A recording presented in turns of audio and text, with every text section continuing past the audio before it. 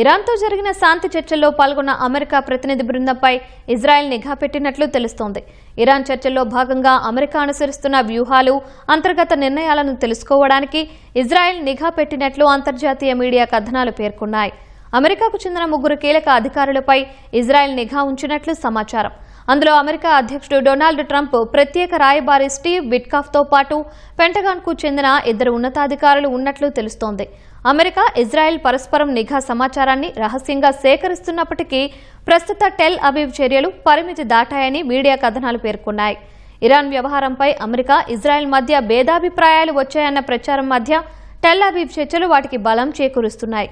అయితే అమెరికాపై ఇజ్రాయెల్ గూఢచర్యానికి పాల్పడుతోందన్న వార్తలను ఇరు దేశాలు తోసిపుచ్చాయి. అవి పూర్తిగా అవాస్తవమని, రాజకీయ ప్రేరేపితమని తేల్చి చెప్పాయి.